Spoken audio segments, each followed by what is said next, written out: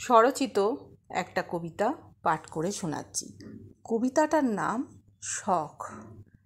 হোক না আমি ক্ষুদ্র মানুষ, শখ থাকলে ক্ষতি কি? ছোট্ট ছোট্ট শখ নিয়ে বাঁচি আমি নিজের মতন। শখের তো আমার নেই কো শেষ। ইচ্ছে হয় মনের মাঝে অনাথ শিশুর মাঝে থাকি, একটু খুশি একটু আনন্দে রাখি। মা বাবা নেই যে তাদের, না হয় দিলাম অল্প ভালোবাসা, মায়ের মতন আদর একটুখানি।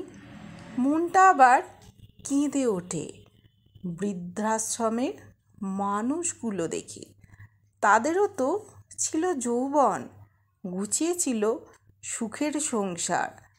আজ আর ঠাঁই নেই সেখানে, ফুরিয়ে গেছে সব প্রয়োজন। ছেলে মেয়েদের কাছে বোঝা আজ, তাদের যদি একটুখানি হাসি খুশি রাখতে পারি, এর থেকে তো বড় শখ নেই কোনো আমার।